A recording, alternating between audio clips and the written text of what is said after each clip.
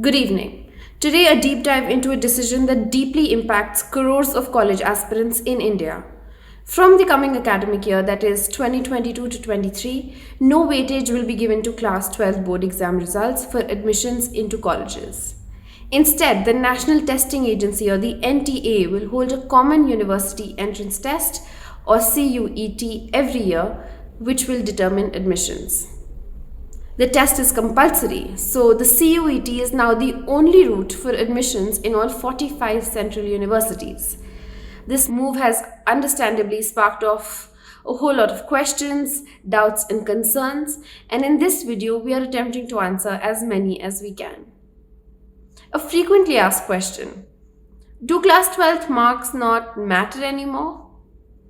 Colleges can still use class 12 marks to set a minimum qualifying criteria, but for deciding who makes it, only CUET results will be used to draw up a merit list. CUET will test students based on the class 12 NCERT syllabus, so preparing for boards is a good way to prepare for the CUET as well, the logic goes. Another FAQ that we get: what about students who pass class 12 based on ICSE, IB or state board syllabi? I'll quote Mr. Jagdish Kumar, the chairperson of the University Grants Commission, from a Hindustan Times interview to answer this question. He says, and I quote, "The syllabus will be announced in the first week of April and CUET will be held in July.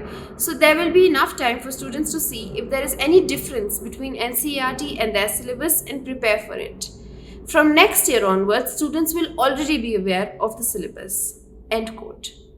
Essentially, students from other boards applying for colleges this year will have to make a one-time adjustment.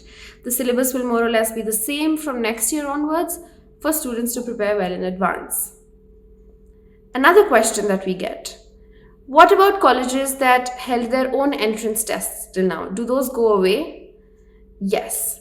All central universities and their affiliated colleges that had their own admission processes earlier will now use CUET results for admissions into integrated masters, undergraduate, certificate, and diploma programs. For now, admissions to postgraduate courses are not mandated to be held under this test.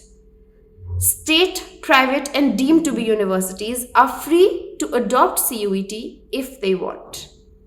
And for professional programs like medicine, engineering, and law, universities can continue to admit students on aptitude tests such as the National Eligibility Cum Entrance Test or NEET, the Joint Entrance Examination or JEE, and the Common Law Admission Test or CLAT scores. The next question: what's the format of CUET? Some of you have asked. The CUET will be held in the first week of July each year, starting July 2022, and the application window for the test will open in April. It will be an online test with multiple choice questions only. The test will have 3 sections. Section A, a compulsory language test. Of any one of the 13 languages the test is offered in. You can see the languages, they are listed in the bottom band. Section B will have domain-specific tests. 27 tests will be offered. Students can choose a minimum of 1 and a maximum of 6 tests, depending on what they want to pursue in college. Many of you wanted more clarity on this. For instance, does it have to be the same stream one studied in class 12? Here's what we know. Central universities will announce ahead of time which combination of domain tests students need to take for which courses they offer. You can take up to 6 domain tests irrespective of what you may have studied in class 12th. So for example, you studied science in class 12th, you can still aim for a bachelor's degree in political science, so long as you pass the necessary domain tests as decided by the university. Currently, 27 domain tests will be offered to students covering a wide variety of subjects, including accountancy, political science, English, biology, practices of India, teaching aptitude, computer science, fine arts, and more. Section C of the CUET will be optional. It will have 2 parts. A general test for testing general knowledge, numerical ability, qualitative and analytical reasoning will be the first part. Colleges can, for instance, choose to offer admission to BA or diploma courses only based on results of this section, the general test. The second part of Section C is an optional languages test for those who want to pursue a language degree course in college.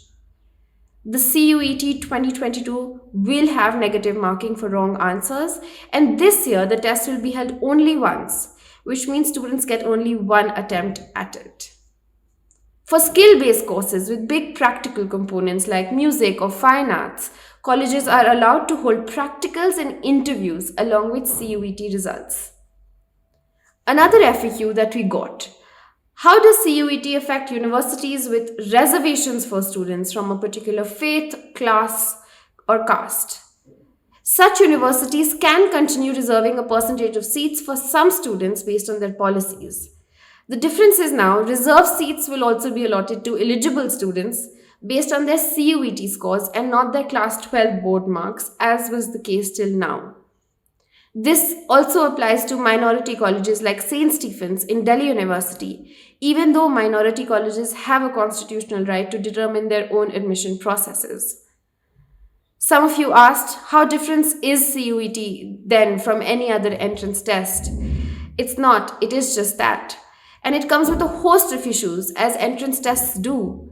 How fair is it for marginalized communities? How do we plan to deal with CUET-focused coaching institutions that will now sprout up overnight? Why did we do this now? And one more test, how does that add up? I'll talk about all these in my next video on CUET. I'll also include some significant pros like the interdisciplinary nature of the test and the end of ridiculously high cutoffs for admissions. These are also the government's explanations for this move. So please make sure you subscribe to us on YouTube and follow us on Instagram.